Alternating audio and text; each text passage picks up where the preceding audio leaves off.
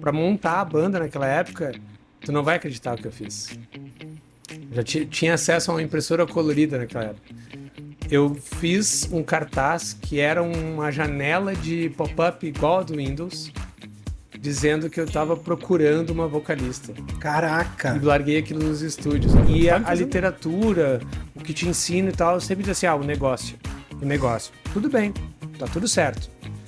Na área da saúde, o que eu percebi de um tempo pra cá é que não dá mais pra pensar para atender uma entrega para um paciente só com a mesma lógica de indústria, de negócio, como se fosse um modelo de administração de uma empresa, porque são hospitais de referência no país e tem situações claras que são públicas, assim, que foram citadas, tipo, até 2022 não tinha ainda sistema de informação para tocar o processo. É quando tu implementa, ponto, agora tu assumiu um baita de um risco aí. Sim. É isso aí, hello biters, tudo certo com vocês aí? Com a gente tá tudo bem, como que não vai estar, né? Aqui nesse local espetacular que nos recebe para mais um episódio do Churrasco ITI aqui no Café com Bites. Buena Vista Casa de Carnes, Avenida Coronel Marcos 2470, é aqui que é o point, aqui que é o point do Papo de TI. E é isso aí, churrasco, TI, a gente tá tudo nessa. Essa que é a pauta que vem pela frente, e se liga no convidado que vem aí hoje.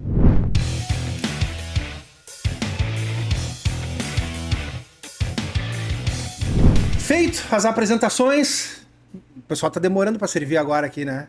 Porque acho que já tá comendo já aí, acho que 1h30 mais ou menos, né? Só no bastidor, agora veio pra cá o pessoal disse, não, agora não vamos servir mais. Era só pra ter uma noção. Agora é só pra encerrar. Olha só quem é que tá aqui hoje, deixa eu ler aqui um pouquinho pra vocês, tá? Olha só, olha o tamanho da bronca, que vem pela frente, tá? Imagina o tamanho do problema, se tu já parou pra pensar num dia desses, ou se tu já vivenciou um cenário como esse, né? No caos que seria se os computadores de um grande hospital de uma cidade simplesmente parassem de funcionar. Ou se os dados confidenciais de seus exames fossem simplesmente sequestrados, sumissem. Nosso convidado de hoje é um guardião que garante que as máquinas do hospital continuem apitando, que os bips continuem soando, que tudo de fato continue funcionando perfeitamente. Porque hoje eu falo aqui com o Amaro, nosso querido, grande amigo. Vamos aqui fazer um exercício. Eu já falei pro Arthur que toda vez que eu cumprimento o convidado que chega a me dar minha lombar esperneia aqui. Né? Um alongamento. Que é um cara que enxerga o mundo de tecnologia por dentro de um hospital. Cara, muito obrigado, velho. Obrigado por ter aceitado. Cara, a gente é vizinho, velho. É muito. A gente é vizinho, velho.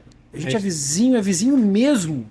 Tanto tempo de não consegue nem que parar loucura, né? Conversar com calma. E a gente se encontra em tantos lugares tão longe daqui e a gente mora tão perto.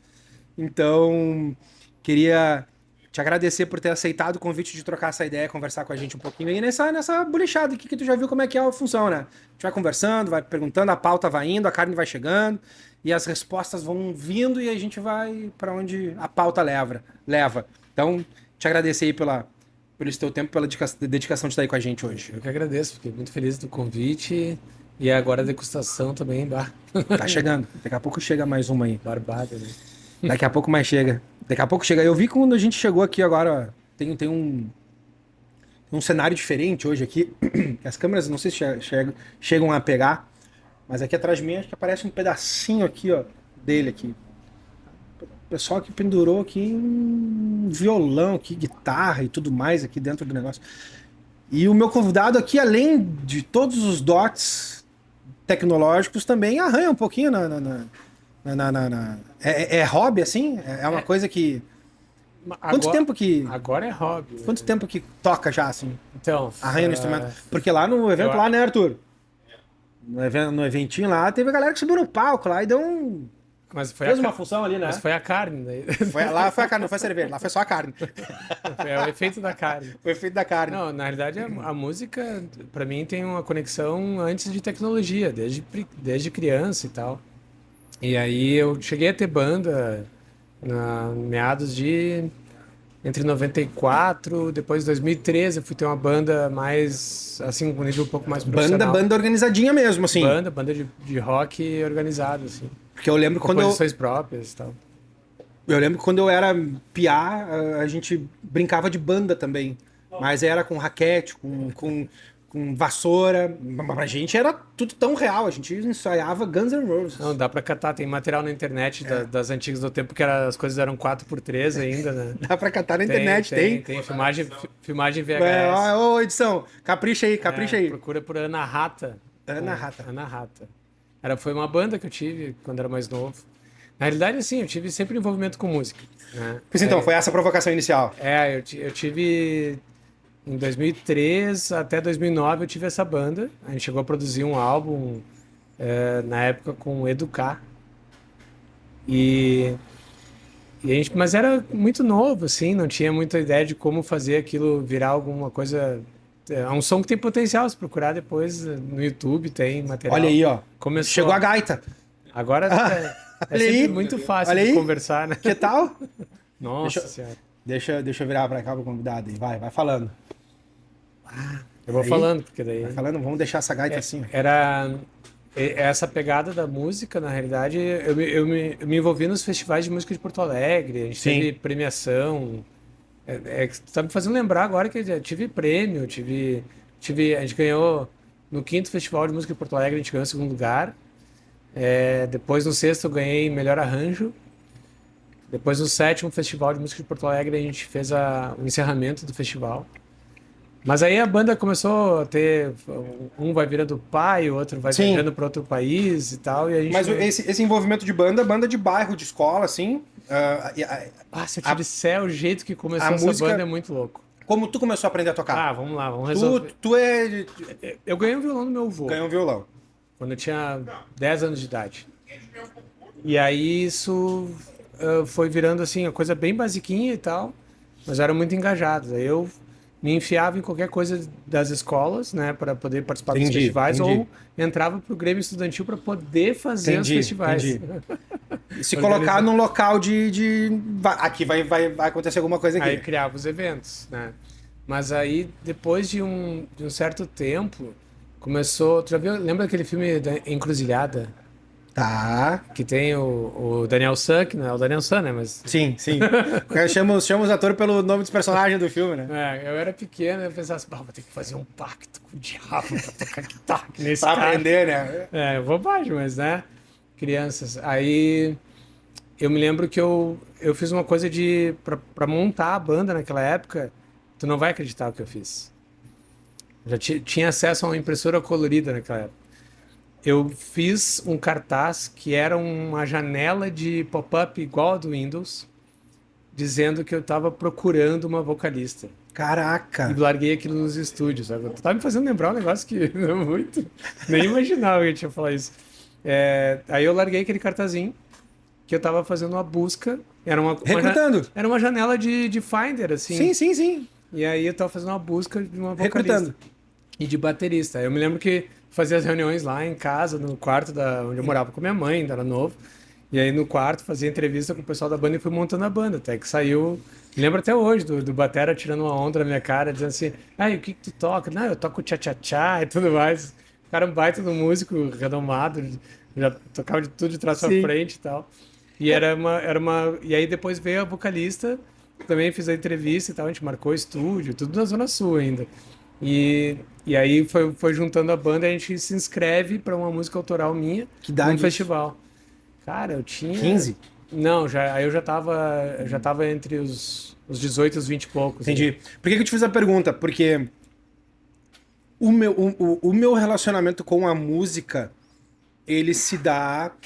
E aí foi exatamente essa provocação, assim, qual era o grupo, né? Qual era o contexto. Porque geralmente é isso, ou é escola, oficinas de música ali que vão se desdobrando em projetos sociais e tal, ou é pela igreja. Uhum. Né? E o meu caso foi pela igreja. Sim. Né? Então, eu entrei na época, eu entrei pro CLJ na época e eu olhava aquela árvore de Natal de violão, assim. né? Aquelas missas assim que não tinha um violão, tinha 12 violões, assim, todo mundo tocando e aquilo me impactou assim, né? Eu disse, cara, eu preciso aprender a tocar violão. Só que eu não tinha violão. Eu não tinha violão, a mãe não tinha como comprar na época e tal, e não era uma coisa simples assim de comprar um violão na década de 90, né? Não. Cara, era uma coisa. E aí foi que, cara, eu achei um violão atirado num canto da casa de um amigo meu, assim, uma coisa meio nada a ver. A gente ia jogar bola, passamos olhando, um violão sem corda, sem nada.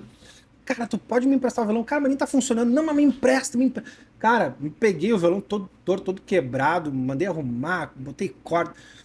Aí, porque eu queria aprender a tocar, porque eu queria entrar pro grupo de jovens e eu queria aprender, eu já queria aprender, já queria cair lá dentro. Sim. Ah, onde é que tu vai? Não, eu já vou lá, ó. Pum, eu já vou chegar com o meu violão já. Chegou cheio de calo já. E foi ali que eu comecei a aprender. Então, que eu comecei a tocar foi exatamente dentro desse contexto ali. Eu tinha que 11 para 12, por aí, 11 para 12 anos, por aí, revistinha, cifra, aquela coisa toda, aquela via sacra normal do mundo pré-digital e pré-internetico, né? Então, foi dali.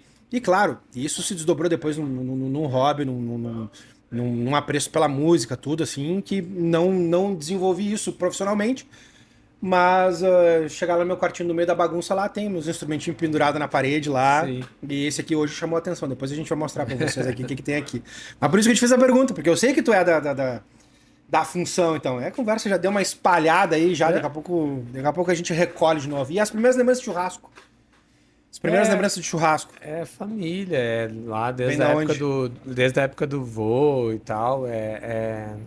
Reunião familiar no interior. Que tinha essa coisa de churrasco, era o padrão, assim, né? Todo mundo em volta da churrasqueira, as crianças se arrebentando no pátio, jogando bola, andando de skate, fazendo tudo que não podia, deixando todo mundo louco.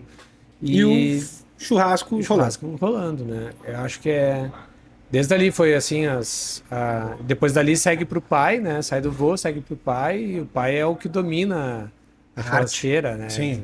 Se ele patrimônio. Eu concedo o espaço, ele vai lá e vai assar, né?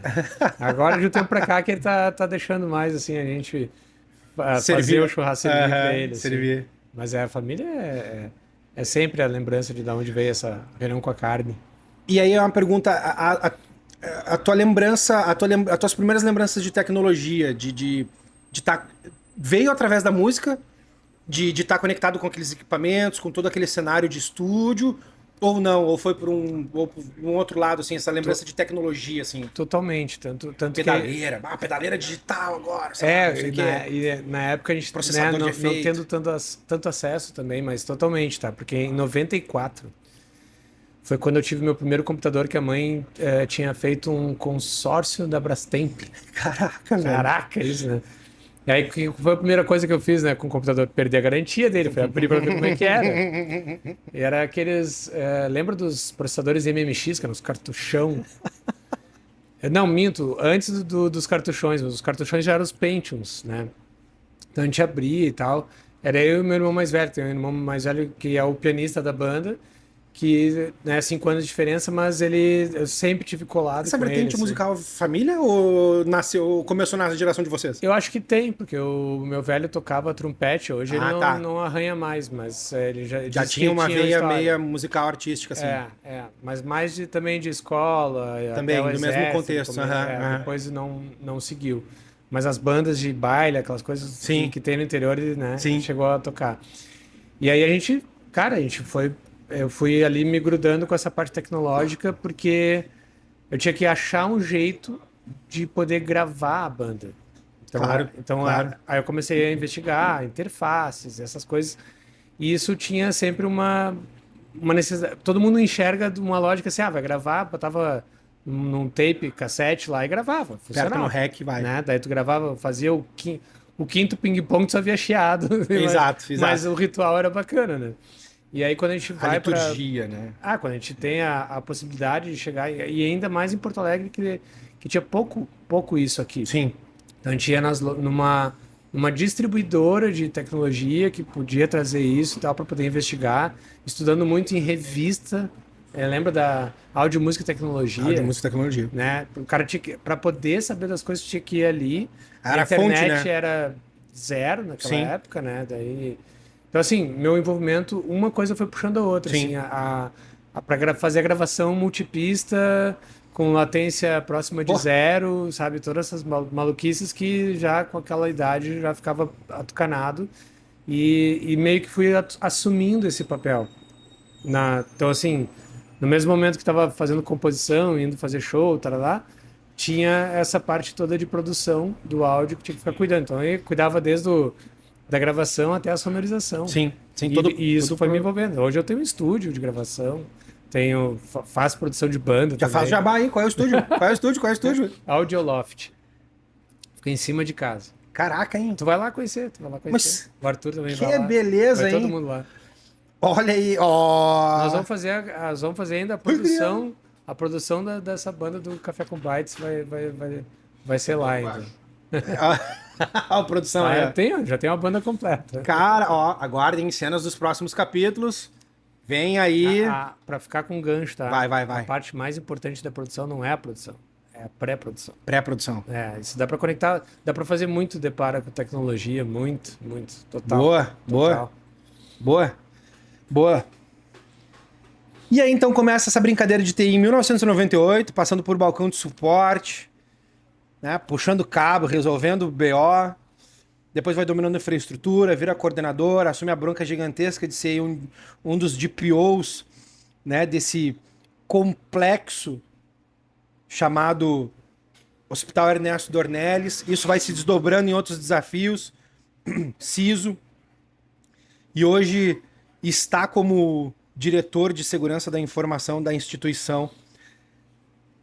Cara, uma das provocações que tu faz, sempre quando a gente está envolvido, sempre quando a gente se encontra em eventos de TI, que existe aí um lugar de fala ali, uma mesa, uma janta, alguma coisa, eu vejo que tu sempre traz um questionamento que ele não tem...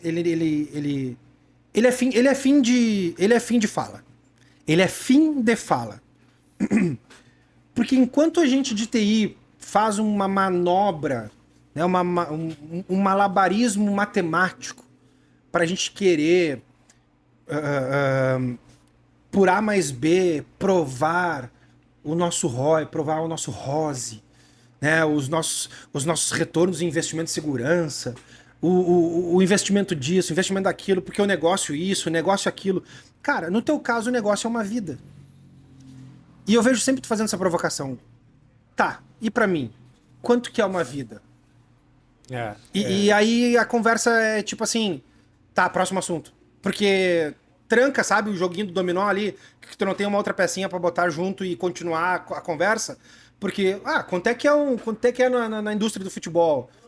Quanto é que é na indústria do petróleo, do gás, da farmácia? Ok. No hospital. Parou aqui.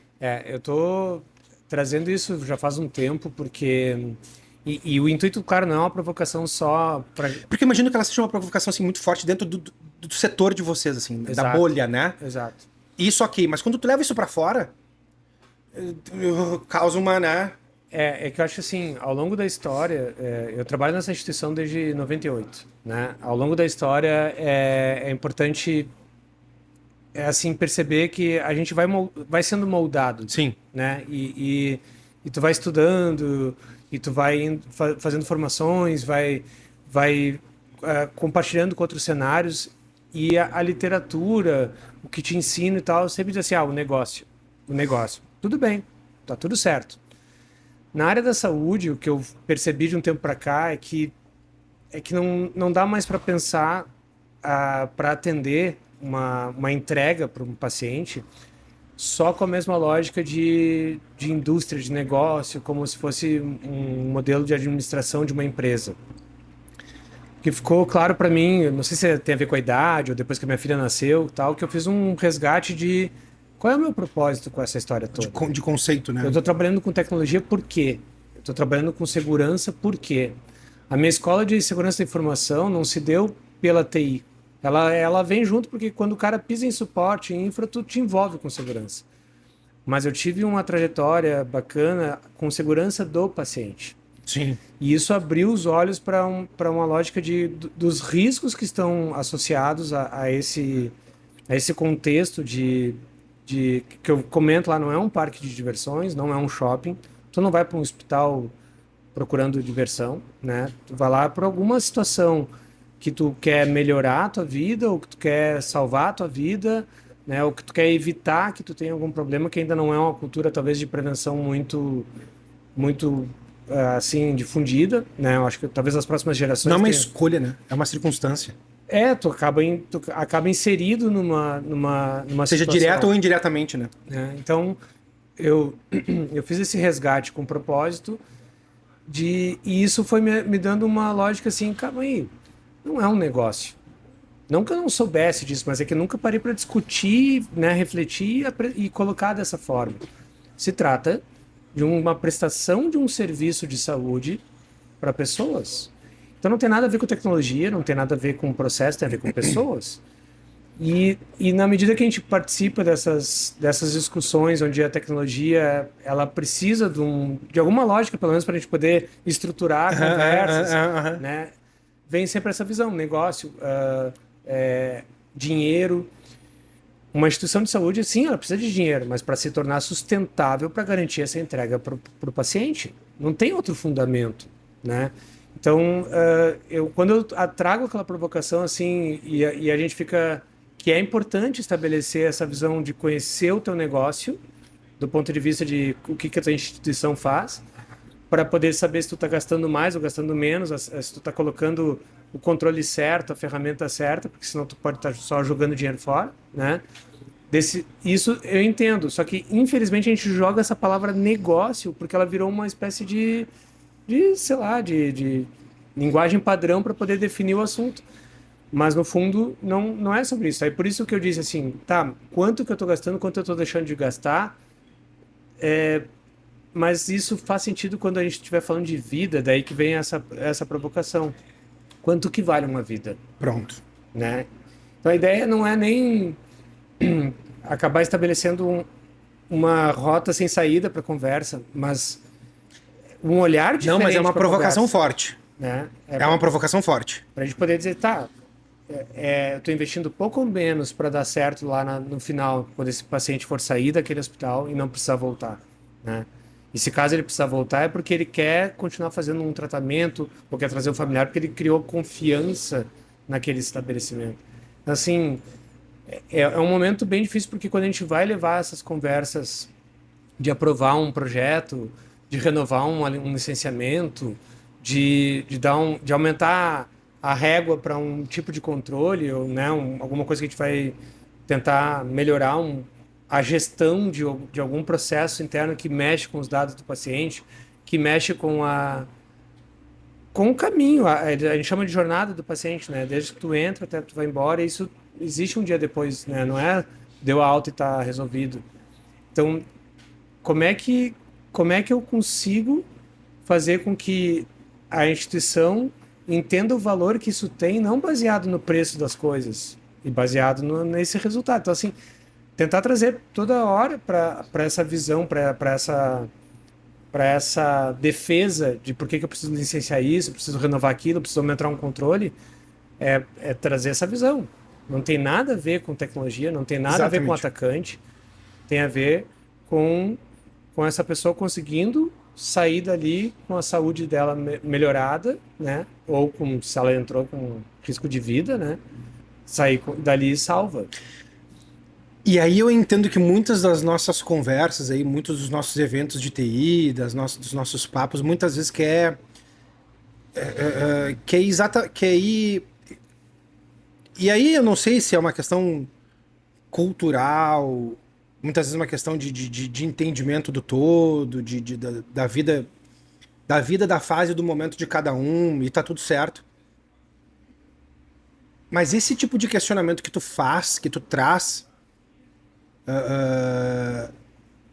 ele sim, pra mim, ele faz sentido, porque a impressão que se dá muitas vezes é que a gente quer discutir a TI como se ela fosse, de fato, o responsável pela situação. Quando, na verdade, ela é a corda da cortina do picadeiro. Né? A TI é a corda da cortina do picadeiro. Ou seja, alguém tem que puxar lá, tem que dar o comando, aquela cortina tem que abrir e o show tem que acontecer. Sim. Entendeu? Mas o show não é da corda da cortina do picadeiro, sabe? Então, por isso que eu comentei sobre isso, porque é uma coisa que eu também, ao longo dos últimos anos, eu tenho tentado esmiuçar um pouco mais e aí trazer o conceito do impacto da invisibilidade, né? Eu tive a experiência de olha aí, ó. Nossa Senhora. Olha aí, ó. Tive a experiência de continuar comendo uma carne boa, que nem essa. Vou experimentar. Por favor. Enquanto eu faço uma pergunta bem longa agora, tu come. Estratégia da pergunta. Isso. Então, assim, eu há cerca de um ano atrás, aí, um ano e pouco atrás, eu tive uma experiência de saúde inusitada, né? Evidente, ninguém se programa para ficar doente, né? Mas foi uma situação que abruptamente me levou para uma emergência no hospital, no dia 27 de dezembro, tá? Onde eu fiquei internado ali 3, 4, 5 dias, e eu tive uma alta dia 31 de dezembro às 5 da tarde, tá? E aí eu vou te dizer o seguinte, cara, eu como paciente, cliente daquela situação, eu queria receber o remédio certo. Eu queria estar sentindo a minha evolução dentro daquele cenário e sair dali o mais rápido possível. A impressão que eu tenho muitas vezes é que a gente quer fazer aquela figura de linguagem de colocar a carroça na frente dos bois. Como se fosse a carroça que puxasse os bois, né? Os bois de frente para a carroça de ré para frente, e a gente querendo, não, porque se não for a TI nada funciona, porque senão... Eu vejo que esse discurso tem cada vez mais entrado nas nossas bolhas de TI. Ele tem acessado mais por movimentos assim, como provocações como as tuas. E aí olhando para o nosso mercado, né, aquele que nos toca, mas que ainda não é uma coisa que a galera rompeu. Assim, ó, eu não sei se eu não quero segmentar isso no sentido de ser, porque pensa assim, é isso, porque pensa aquilo, não. Não é por mal que acontece. Mas a provocação de que, cara, como é que eu vou quantificar uma vida? Não tem, ponto final, acabou. Então não é sobre tecnologia, é sobre a vida, pronto, acabou. É que a gente não treina se preparar para a morte. A gente não tá preparado para os desfechos, essas coisas. Então, assim, parece que a gente se coloca sempre num cenário de que tá tudo bem, que tudo vai dar certo e tal. Acho que até foi num evento que a gente ouviu também sobre isso, que é esperar o bem, né? Esperar o ótimo, esperar que dê tudo certo, mas se preparar para o risco, se preparar para uma crise. Eu acho que essa maturidade, como tu falaste, as pessoas não romperam com isso, mas acho que tem uma curva de maturidade que a gente precisa invadir, que é para criar essa consciência nesse cenário de saúde, que tem que pensar diferente de indústrias. Não é, a gente não está produzindo uma coisa, entregando, não é uma esteira de produção, não é algo que eu vou vender na prateleira. Então, posicionamento tem que ser diferente. Eu falo isso porque não é para reivindicar ou para cobrar, mas como eu falei, isso vem ao longo de... Para pontuar o debate, né? Mas ao longo de décadas isso vai moldando. Sim. Então, até para facilitar, conversa com o fornecedor, com o fabricante. Porque ele não pode nos colocar quem não presta pode nos oferecer a mesma coisa, não né? Pode, não exato, combina. Exato, simplesmente não fecha a conta. Exato. Não entrega o que, como tu falaste, as tuas expectativas são completamente diferentes de alguém que vai lá experimentar um tênis e sair com ele numa sacola da loja. Né? Tu teve um momento que tu não queria passar na pior época de um ano, Sim. Né? Que é onde cai a presença de profissionais das instituições, porque sim. Não, metade na família, totalmente atípica, exatamente. Né? Então assim, o nível de preocupação que tu deve chegar nessa hora, né?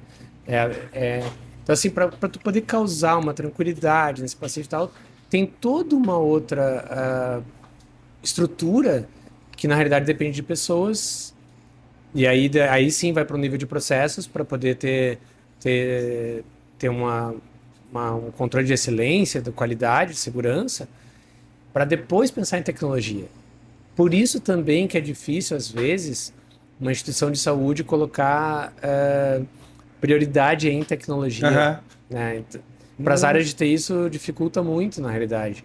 Claro, daí tem as diferentes maturidades de instituições que já percorreram algum caminho. Então, eu percebo assim que a gente tem que ter uma visão mais ampla a respeito disso, tá? Para poder justamente entender que tem uma série de coisas que vão ser o mesmo fornecedor, vai ser o mesmo fabricante, que vai entregar uma solução para nós que atende inúmeros outros segmentos. Que é para se proteger de um ataque, que é para se proteger da integridade do dado, para ter backups, enfim, todo aquele universo que a gente conhece, mas no final das contas a gente tem que conseguir uma latência baixíssima para que não gere filas no atendimento, para que a assistência médica e enfermagem consiga ter acesso aos dados na hora certa, como tu falou, eu quero que o meu medicamento chegue certo, na hora certa, né, na dosagem certa.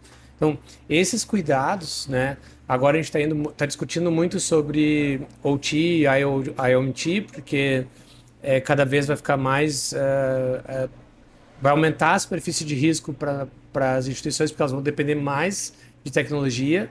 Vem agora a história de IA junto, embarcada para isso tudo. Então, recentemente teve resolução nova do CFM definindo responsabilidades a respeito disso, necessidade de adequação, tal como a LGPD impôs. Sim. Então, essas instituições vão precisar dar foco para isso. Vai pedir ferramenta? Vai pedir. O fenômeno da TI ser impulsionador de melhoria de processo não é de hoje. Sim. Né? A gente vai ter situações lá que muitas vezes vem uma pressão do mercado, te traz a ferramenta, aí a ferramenta te mostra que dá para melhorar um processo, ou talvez a instituição tenha passado por algum sinistro lá, algum incidente grave e provoque ela a se mexer a respeito. Então, vai ter sim aquelas frases prontas, isso aí é com a TI, né? De um tempo para cá isso aí é com o DPO, e agora a gente já tem algumas lá, isso aí com a área de segurança, ou ainda não foi porque a área de segurança ainda não liberou.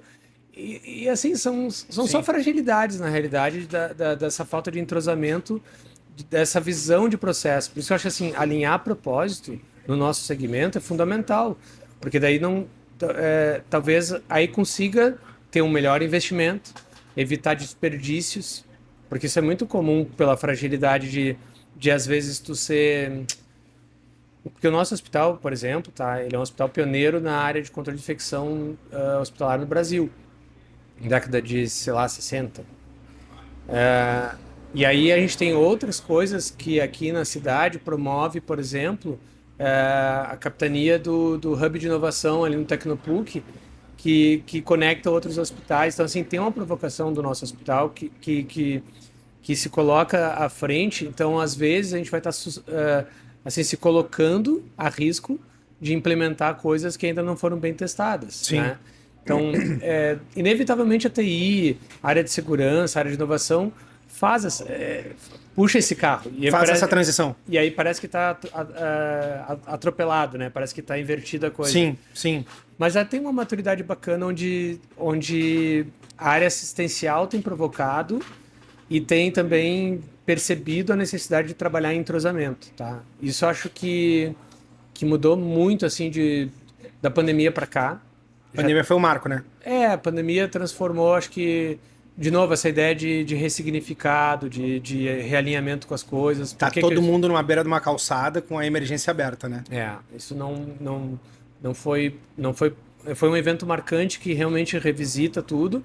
A enchente foi outro episódio muito importante, assim, que acho que estabelece uma noção de que uma interrupção operacional pode gerar um impacto capaz de prejudicar o cuidado da pessoa. Então, hoje eu fico...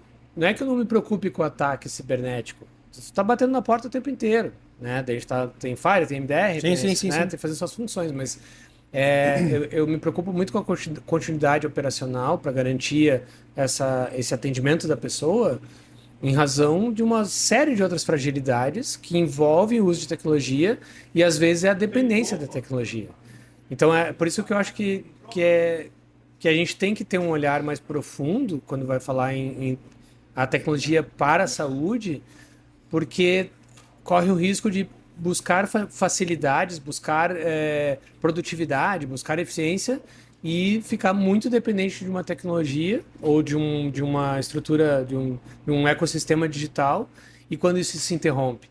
Então, tu tem que ter essa consciência de, tá, nós vamos investir dessa forma, mas nós vamos trabalhar contingência, vou trabalhar redundância, vou trabalhar um plano de recuperação de desastre. Essa maturidade é que eu tenho tentado daí sim provocar, né? Internamente na própria equipe eu trago essa discussão constante assim para que a gente também não caia volta e meia nessa condição assim que se estabelece de começar a falar de tecnologia por tecnologia. E cara, é sedutor. Claro que é. É muito sedutor, né? A gente está falando de construção de agentes de IA para tentar fazer uma tarefa que com uma equipe pequena talvez não consiga. Só que tá, pé no chão. O que a gente precisa fazer? A gente tem que trabalhar a conscientização lá de um grupo que ainda está fraco. Então, é isso, tem que estar atento, sabe? Tem que estar atento, porque é uma avalanche de... Esse trem é muito longo, né, cara? Tá todo mundo andando no mesmo caminho, mas em algum local desse trem, esse vagão já passou por aquele ponto lá, por aquele jardim bonito, mas tem gente que não viu ainda, né? Tem gente que tá lá atrás do vagão ainda, que também precisa passar por aquele jardim, passar por aquela estrada ali. O Ernesto Dornelles hoje, Amaro, qual é a classificação dele, assim? Ele é um hospital privado? É um hospital privado. Um hospital privado? Ele é um hospital... o Ernesto Dornelles e o Hospital Regional de São Jerônimo são da mesma mantenedora, que é a AFPERES. A AFPERES é a Associação dos Funcionários do Estado, dos Funcionários Públicos do Estado do Rio Grande do Sul. Perfeito. Por isso que a entidade sempre teve uma coisa assim, parece que atende ao serviço público. Sim. E de fato atende, porque a maior clientela do Ernesto Dornelles é a dos pensionistas do Estado. Perfeito. Então acaba que vira uma referência. Caracteriza, assim, né? Mas é um hospital privado. Não, eu te fiz a pergunta porque a minha mãe trabalhou muitos anos no Clínicas, né? Foi funcionária do Hospital de Clínicas e lá, pelo contexto de faculdades também, eles têm uma classificação lá bem diferenciada, assim, e muito segmentada em inúmeras áreas, né? Por ser um hospital faculdade, mas também é vinculado à federação. Tinha uma série E eu lembro que ela falava muito sobre isso, assim, quando conversava um pouco. Lembrança de criança, assim, mas... não era uma experiência e vivência de um hospital privado, né? Por isso que eu te fiz essa pergunta mais como título de curiosidade mesmo, para entender esse cenário. E minha produção que me deu um toque, que a gente tá meio que já indo para parte final desse nosso papo. Cara, a gente teria assim muita lenha para queimar nesse cenário ainda, falar aí dessa tua jornada, né? Da trincheira, né? Para gestão. Uma provocação que eu acabei comentando, que a gente acabou fazendo ali, na verdade, foi quando o SLA é a vida do paciente, né? Que aí não é a tecnologia, é a experiência de quem está lá dentro, que através de todas aquelas outras coisas, inclusive tecnologia, vai resolver o problema, né, daquele paciente. As questões aí de LGPD, acho que a gente falou um pouco também sobre isso, assim, claro que não tem como aprofundar muito, porque o assunto é inesgotável, né? E aí eu quis, no início, já puxar essa provocação com relação ao valor, né, ao preço que se traz muitas vezes nesse contexto de tecnologia, porque quando a gente vai falar de saúde, não tem investimento que cubra, né, o dano de uma vida, não existe, não existe essa conta. Essa conta ela não existe, né? Quando a gente quer transformar esse discurso para dentro de uma organização e querer transformar aquele problema ali numa conta matemática para resolver um problema de tecnologia, quando no final do dia tu tá falando ali de uma vida, né? Então, isso é uma das coisas que eu gosto bastante das tuas provocações ali, sempre que tu traz. É uma coisa que sempre me mexe assim comigo, no sentido de, cara, a galera que tá aqui, será que tá conectada nisso?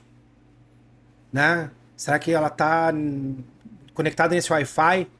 Se a galera tá na mesma rede? Porque, tá, o teu negócio pode ser outro, cara, mas no final do dia não é isso. No final do dia é outra coisa, Exato. né? Exato. Então, acredito que pra ti também, esse ressignificar esses propósitos aí de vida madura, filho, família, acaba conectando a gente com outros questionamentos, né? Sim, E sim. vivendo dentro do hospital ali, o escritório de vocês fica mesmo dentro do complexo ou como é que é hoje ali pra vocês? O escritório de segurança da informação, ele é compartilhado de toda a instituição, mas a gente reside mesmo ali no Hospital Ernesto Dornelles, né? Por enquanto, pelo menos, a gente Um está... andar específico lá é o escritório administrativo Hoje lá. é lá no terceiro andar do hospital, a gente está lá, próximo da TI, na realidade eu tenho trabalhado uma interlocução para aproximação do board, né, que eu chamo de diretoria mesmo, porque a gente precisa criar dentro da nossa instituição uma pauta permanente para que o tema de segurança de informação e proteção de dados seja estratégico. Ele não pode virar um assunto de requisito ou, né, de uma conformidade ou de uma reação ao incidente. Ele tem que começar a fazer parte da estratégia do negócio, e aí sim eu vou dizer negócio, Sim. mas porque é assim que vai estar em todas as... Mas é do nosso serviço de prestação da nossa prestação de serviço de saúde, né? Ele tem que estar como uma pauta, um pilar estratégico. Ele não pode mais ser só uma conformidade, uma coisa que corre atrás de uma regulamentação, ou de um novo ataque, ou de uma nova tecnologia que nos coloca em risco. Tem que realmente caminhar ao lado da leitura que eu te falei. A segurança do paciente já estabelece essa postura, tem protocolos, ela vem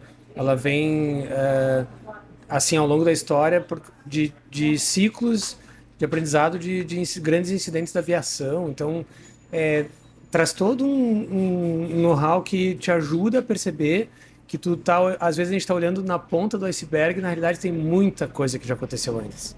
A gente está falando lá de quase erros que viraram erros adversos, que daí para gerar um evento sentinela. Então, quando a gente tem um evento bem sucedido de um atacante, quer dizer que tem um monte de fragilidade que não foi cuidado, digamos assim, né? Então, dá para fazer assim um trabalho bacana de depara da segurança do paciente para levar para gestão de riscos, segurança da informação, que muda a lógica, e aí talvez tu aplique melhor quais tecnologias de fato tu vai aproximar para tentar melhorar aquele cenário. Hoje, quando buscam modelos, né, modelos a seguir, né, direcionamento, rumo, objetivos, né, no futebol, por exemplo, o Inter busca o Grêmio, né, né, qual é o time que deseja, os caras desejam ser, né, quando pensa assim numa pessoa educada, o Arthur pensa em mim, entendeu? Quando o Ernesto Dornelles olha para o seu mundo, ele olha para quem? Quem, nível de Brasil ou de mundo, é essa referência hoje em tecnologia, em saúde, em experiência, se é que dá para dizer isso, né? Experiência do paciente, né? Por todas as áreas eu não consigo responder, porque a gente tem essa coisa multidisciplinar, então acho que fica mais vasto, mas a área de segurança, por exemplo, tem uma conexão já criada com o Sírio-Libanês, por exemplo. Sírio-Libanês. Então a gente conversa muito com eles, vai lá, aproximação, visita, tudo. Né, cria essa conexão. Tem algumas coisas que a gente está tentando agora ver junto com o Einstein também. Então, assim, acho que em termos de tecnologia e segurança, a gente consegue hoje se aproximar dessas instituições para ver como é que elas estão fazendo, quais são os mesmos problemas que eles têm. Eles podem ter já mais maturidade, talvez um pouco mais de recurso financeiro para poder, né, trabalhar isso, mas os problemas são iguais. Né? A gente também fez uma parceria muito bacana agora com o AC Camargo, e a gente também tinha uma conversa inicial com o pessoal do HCOR.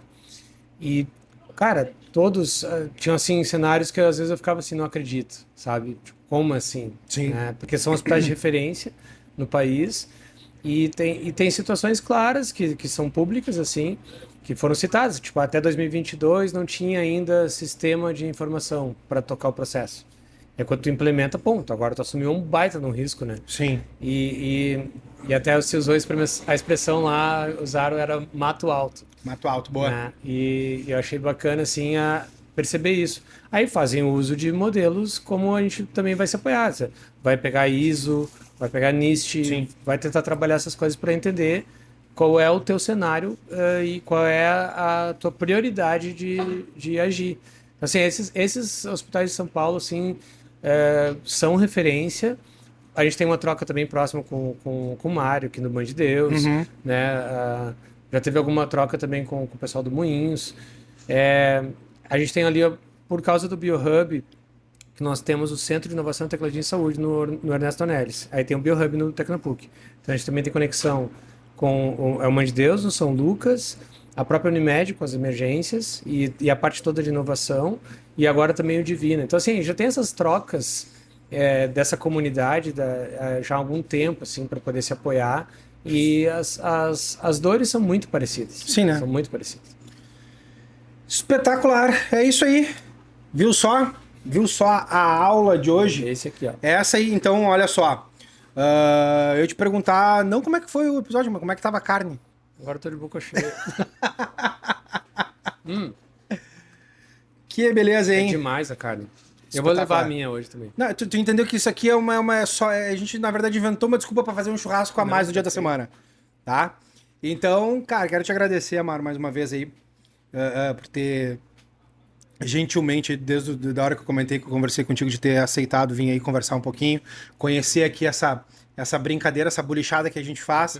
E te agradecer, cara, deixar aí teus contatos aí, deixar o teu tchau pra galera aí. Tá, eu que agradeço, fiquei lisonjeado pelo convite. Funcionou. Funciona, a estratégia, né? Muito boa. Funciona. Muito boa. A carne. O assador é fora de série. Os guris são ruins. Não. Vou pegar umas aulas depois.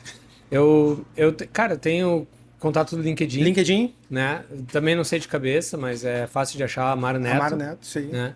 Eu tenho ali o Instagram, que é o Amaro Neto. E lá tem as aventuras musicais. As bifurcações eu chamo como é que é? As coisas do multiverso. Multiverso, né? boa. Né? As madrugadas e finais de semana. Funciona. E aí vamos fazer um som, vamos organizar esse som, né? Então, cena dos próximos capítulos aí, não sei se no Churrasco TI, mas daqui a pouco pintando na telinha de uma outra forma, um pouco aí do Boia Campeiras Band. Não vai ser isso, né? Vai ser outra coisa. Vai ser outra coisa. A gente vai encerrando por aqui, então, esse papo. Aqui no Buena Vista Casa de Carnes, Avenida Coronel Marcos 2470. Ó, cara, vem pra Zona Sul, vem pra Coca-Cola, passa por aqui, fala com o Barba ali, que vai ter carne no preço da loja especial. Não vem colocar desconto, que eu não tenho desconto, tu também não vai ter, então tá tudo certo. Seguimos assim. Um abraço pra vocês aí que ficam acompanhando os episódios aí, e daqui a pouco a gente volta, porque daqui a pouco tem mais. Fui!